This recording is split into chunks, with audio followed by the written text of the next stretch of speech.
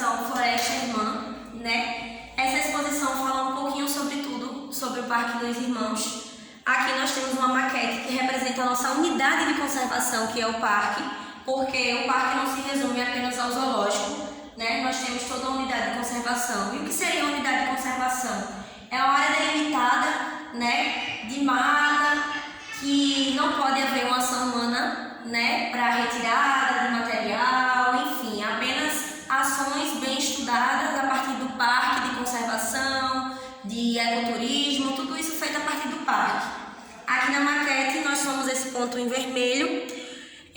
O zoológico representa esse número 3, apenas essa área aqui.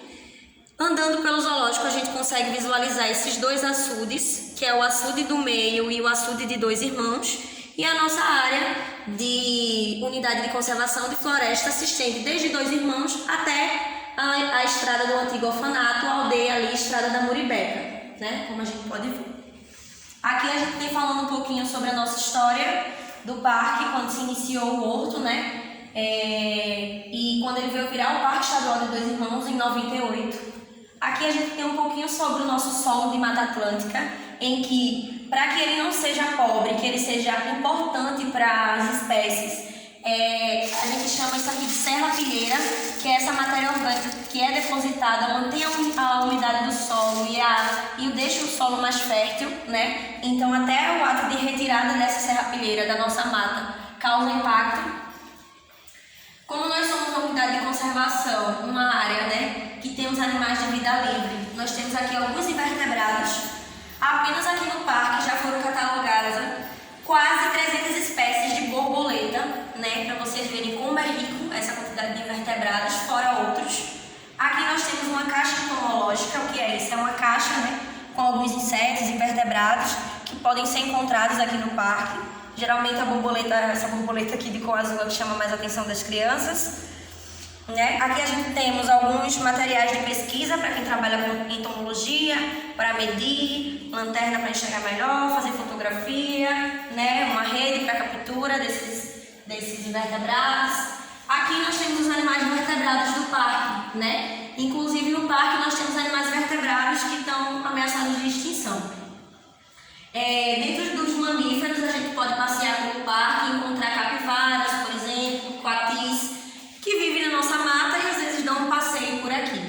Nos nossos açudes, nós podemos encontrar peixes como as piabas, as traíras, os guarus, né? Entre aves e répteis. Aqui a gente tem alguns materiais que a gente usa para pesquisa, né? Captura e soltura desses animais, uma caderneta de campo em que se analisa o comportamento de um determinado animal, o que é que ele fez no dia, depende do que você quiser pesquisar, né? Um binóculo para poder visualizar melhor as espécies, né? Redes de captura, uma bota para proteção. Aqui temos um laço para jacaré, né? Quando precisa fazer essa captura para uma marcação, para um estudo e depois, posteriormente, uma soltura. Uma rede também que a gente pode utilizar, né, para captura de morcegos, também fazendo essa marcação, estudando a disseminação de doenças, estudando as espécies, né? Lembrando que nós temos espécies de morcego que são muito importantes para a dispersão de sementes, né? Eles se alimentam de frutas e quando eles defecam, eles saem espalhando as sementes pela floresta, eles são muito importantes para isso. Aqui a gente fala um pouquinho sobre as nossas plantas. Só no nosso parque já foram catalogadas cerca de 781 espécies de plantas, né? Nós temos árvores que podem chegar até 30 metros de comprimento.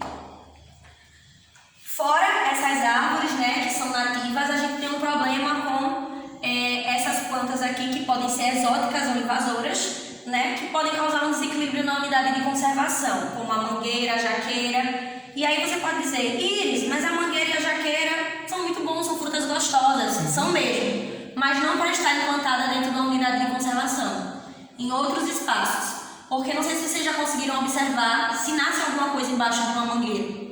Não, ela é dominante, né? Então, se ela domina aquele espaço, ela acaba ocupando o espaço de outras espécies nativas aqui da nossa região. Então, a gente também tem problema com plantas ornamentais, como a Comigo Ninguém Pode, a zebrina, enfim. Aqui também é um material de pesquisa para quem trabalha nessa área, né? As pessoas de engenharia dia com essa conservação.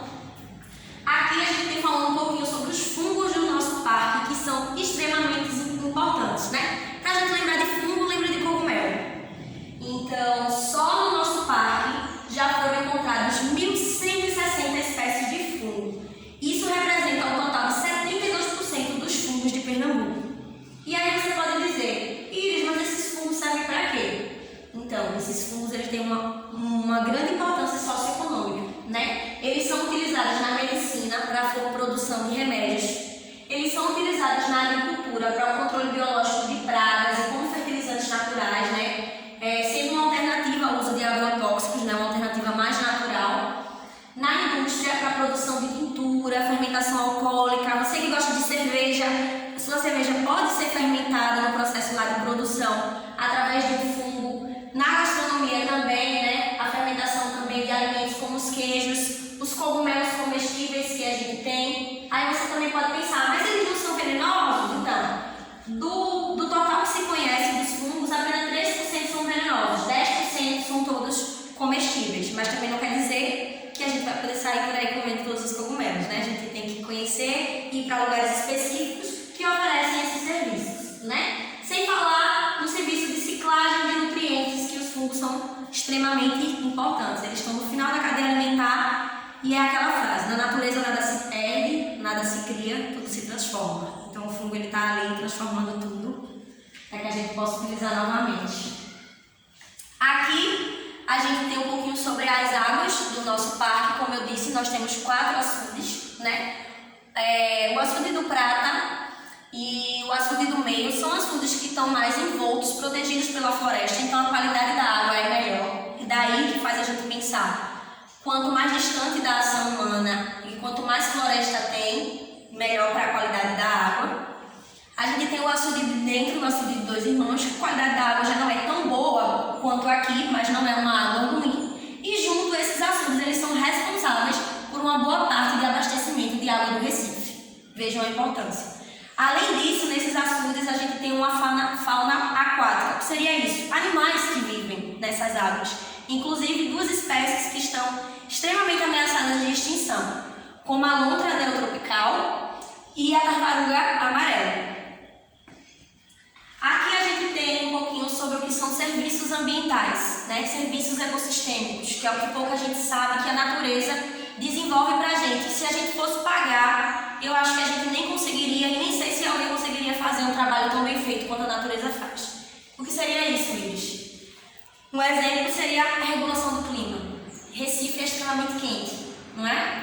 Imagina se a gente não tivesse essa área de mata, essa unidade de conservação. Quando você está andando, que você passa por uma área de floresta, você não sente aquela amenização do calor?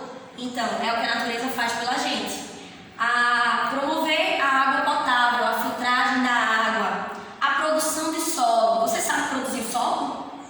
Provavelmente não, mas a natureza ela sabe. Através dos fungos, dos micro-organismos, ela vai ali deteriorando a matéria orgânica e vai formando solos. Então, são serviços ecossistêmicos que a natureza traz para a gente, de suporte, regulação e provisão, que realmente a gente não conseguiria fazer ou ter como pagar por eles. Além dos serviços ecossistêmicos culturais, que são o que nós estamos fazendo agora, como a recreação, o ecotrip e o ecoturismo, né? Que é isso que a gente está fazendo, uma tarde tão boa, vendo coisas tão legais e aprendendo coisas novas, né? É uma coisa que a natureza nos beneficia.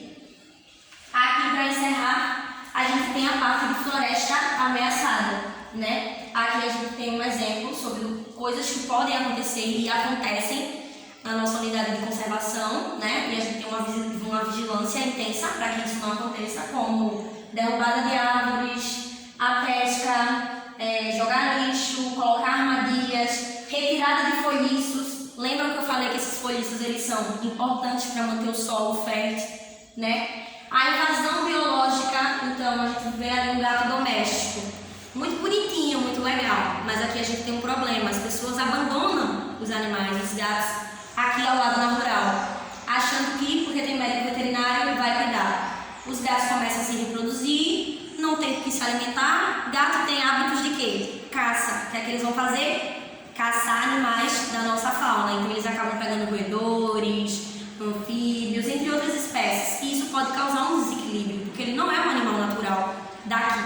né? Então isso pode ser um problema, né?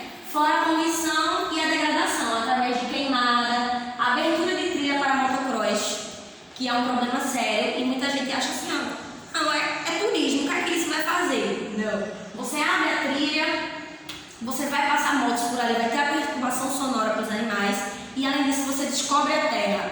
Terra descoberta, ação de chuva, o que é que vai acontecer? Buraqueira, erosão.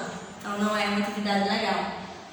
Para encerrar essa exposição, eu gosto de encerrar com essa frase aqui. A terra também pertence aos que ainda estão por nascer. Então cabe a gente, né, preservar, reconhecer a importância de espaços como esse.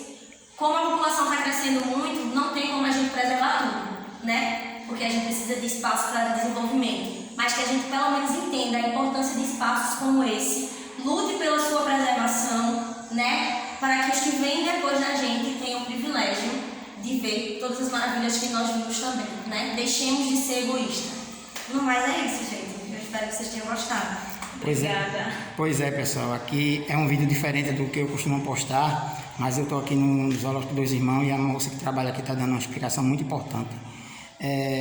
Vocês que gostaram desse conteúdo também, eu agradeço. Se inscreva no canal, compartilhe, deixe seu joinha e até o próximo vídeo, pessoal.